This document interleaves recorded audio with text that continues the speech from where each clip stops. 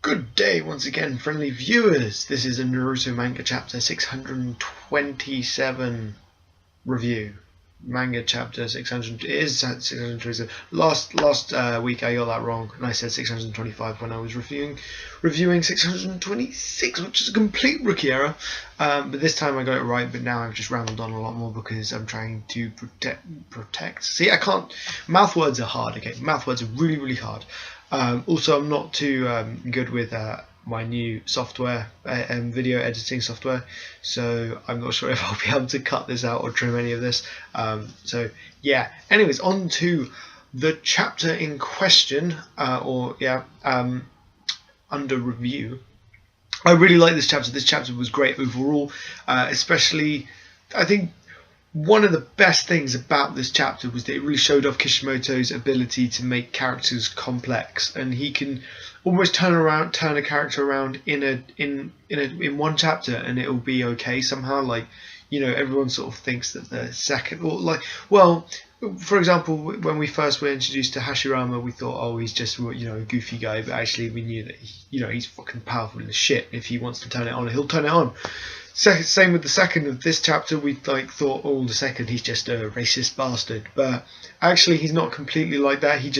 It seems like everyone just really wants to protect their village, and it's all the disagreements come down to how people, like the method people want to use in order to protect the village. So, you know, Danzo, as he died, as Sasuke pointed out, that, you know, he really wanted to protect the village, and the third thought he'd failed in that regard. But really, actually, you know, Danzo just really wanted to protect the village, and same with all the other, same with, as I was saying, the second, who was, you know, he said he didn't really hate the Uchiha, but they were a threat, or they could be seen as a powerful entity that could possibly be a threat, and so it's almost like he's acknowledging them for that, which may even be a backhanded compliment. But he also talks about Kagami Uchiha, which I'm really glad about, because he's a sort of mystery. In my video about who is Toby, back like a year ago, 2 years ago, ages ago, which I got like a ridiculous amount of views for, considering my the amount of subscribers I have. I got like 16,000 views for that video or something. I basically was exploring the idea that Kagami Uchiha would be Toby. He just seemed to fit in. There was a lot of stuff that made sense. Yeah, but obviously it's Obito. Spoiler if you haven't. Why are you even watching this video if that was a spoiler? You shouldn't be. Yeah. Anyways, what you would call it? What was I saying? Kagami Uchiha, we find out, was Shisui. I don't know how to say his name. Itachi's Bezzy, BFF forever. That was his dad. So that was kind of cool, just seeing a little bit. We get an extra layer of information on that kind of small little connection. Everyone's sort of connected in some way, as, you know, is with everyone in Naruto. It was also really cool. We see kind of like all the Hokages are like really modest. Well, maybe not the second, but first, third, and fourth all sort of blame themselves for their failures, or, you know, sort of, well, you know, the second points out that the first was way too soft, especially on Madara, to let Madara like get away with what he ended up doing, and sort of, I mean, the first probably, you know, thought that he got rid of the problem by killing Madara, so it's not completely his fault. But that's what I was talking about. There's a huge sense of modesty. I can say that word, modesty. And the third blames himself for Danzo and Orochimaru. To be honest, I think the third is the worst culprit. He died against his subordinate Orochimaru.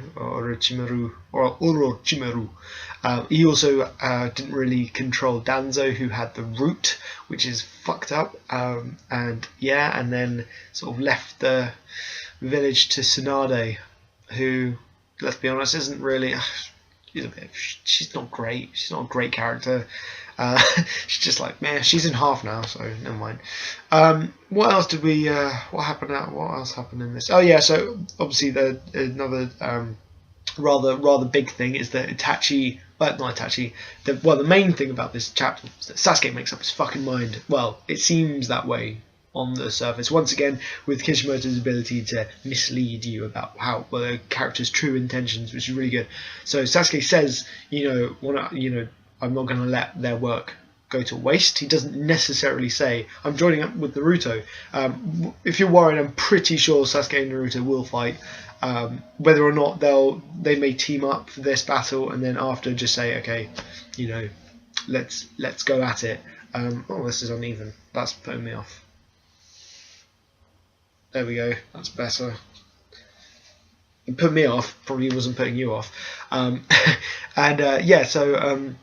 So Sasuke kind of says, "Oh, let's go." So it's four, as what's his name, Sujetsu points out. There's four freaking, the strongest goddamn Hokages.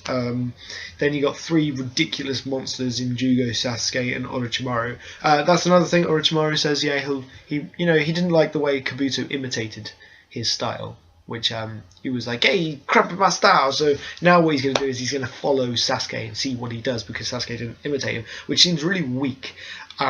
So weak because, especially now that Orochimaru has his armor back, he's basically back to full strength. I don't see any reason why he would just follow like a lemming.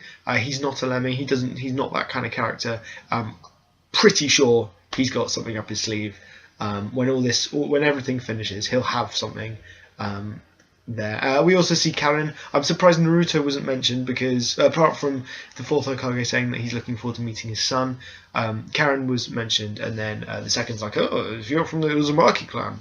I think that may just be telling readers that she's got red hair, Uzumaki clan. I don't know what that means, but I was surprised that Sasuke then didn't go, I don't know, think about Naruto in any way, shape or form, which is really annoying, because we're like, it's Sasuke and Naruto, like the whole fucking series is about Naruto and Sasuke and their gay bromance thing that Sasuke's rejecting and Naruto's like obsessing over.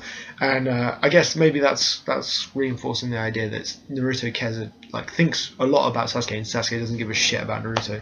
But I don't know, because it's weird. Anyways, if I think of anything else to say, I'll say it next week, because I can't remember, and this is already 7 minutes long, which is not really.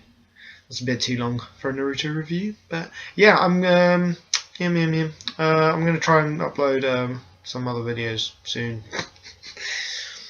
So yeah, thanks for God. Yes, you would have thought that after 100 of these videos, I would have nailed everything. I would have nailed intro, outro, all the bits in the middle. But never mind. Anyways, thanks for watching. If you like this video, then please like. If you like all my videos, then feel free to subscribe. And if you don't like any of my videos, then I'm sad. But check out my artwork or something. Cool. Before this gets to 8 minutes. Oh, bye bye.